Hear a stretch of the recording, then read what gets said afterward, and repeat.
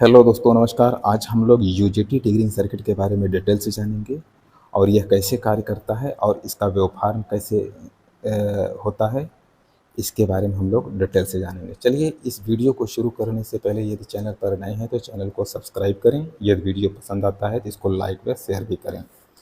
तो चलिए वीडियो को शुरू करते हैं। ये देखिए, यूजेटी ट्रिगरिंग सर्किट है। अब इसकी हेल्प से हम यहाँ पर एक एससीआर लगाया गया है। एससीआर के गेट पर पल्स दे करके इसको हम फायर करेंगे।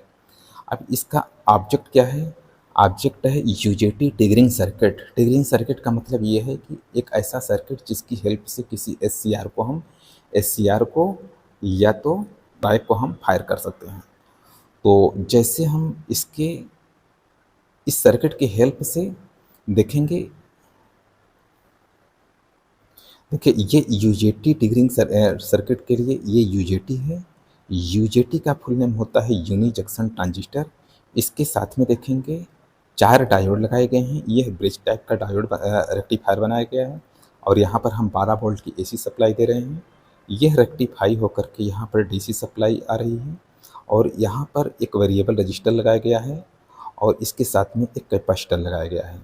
और जैसे यहाँ से यह सर्किट कंप्लीट होगी तो वैसे यह कैपेसिटर चार्ज होने लगेगा और कैपेसिटर चार्ज होते होते यह पीक पॉइंट पे जैसे होगा वैसे यह कंडक्ट हो जाएगा। यूजेटी कंडक्ट हो जाएगा और जैसे कंडक्ट होगा वैसे इसके एक पल्स ट्रांसफार्मर लगाया गया है। इस पल्स ट्रांसफार्मर की हेल्प से यहाँ आउटपुट पर एक पल्स मिलेगा जो स्क्वायर वेव जैसा होगा और इस पल्स को हम यूजेटी यहाँ पर एससीआर जो लगा हुआ है इसके गेट पर हम देंगे। अब जैसे हम गेट पर देंगे वैसे इसके आउटपुट को हम कंट्रोल कर सकते हैं। एससीआर के आउटपुट को हम कंट्रोल कर सकते हैं। जैसे जैसे इसके फायरिंग एंगल को, यानी कि यहाँ से हम जैसे जैसे हम आर की वैल्यू इंक्रीज डिक्रीज करेंगे वैसे ऐसे इसके कैपेसिटर, इसके साथ में जो कैपेसिटर लगा हुआ है उसकी चार्जिंग रेट इंक्रीज डिक्रीज होगी। चार्जिंग डिस्चार्जिंग कैसे होगी? जैसे मान लीजिए यह जब स्विच ऑफ है यानी कि यह टर्न ऑफ है, जब यह ऑफ है उस कंडीशन में यह मैक्सिमम पॉइंट तक की यह चार्ज होगा, यानी कि यहाँ से यहाँ तक के मैक्सिमम पीक वोल्टेज यहाँ पर हो जाएगा और जैसे पीक वोल्टेज को क्रॉस करेगा वैसे यह कंडक्ट कर जाएगा और इसके अंदर जो है यहाँ एमिटर करंट काफ़ी हाई हो जाएगा। इस तरीके चार्जिंग एंड डिस्चार्जिंग होकर के इसके आउटपुट पर एक पल्स मिलेगा। उस पल्स को हम एससीआर के गेट पर देंगे जिसकी हेल्प से हम इसके फायरिंग एंगल को इंक्रीज डिक्रीज कर सकते हैं। और जैसे ये हम ऑन ऑफ होगा और ये सिंगल एससीआर लगाया गया है इसलिए इसका जो आउटपुट होगा हाफ वेव रेक्टिफायर की तरह होगा, लेकिन एससीआर है तो इसलिए इसके हम फायरिंग एंगल को भी हम कंट्रोल कर सकते हैं। अब यहाँ पर देखेंगे एससीआर के साथ में हम 220 वोल्ट सप्लाई देंगे, यानी कि यह जब हम 220 वोल्ट सप्लाई एक में देंगे और एक को हम लोड के साथ में डायरेक्ट लगा देंगे, यह तब कंडक्ट करेगा जब हम इसके गेट पर पल्स देंगे।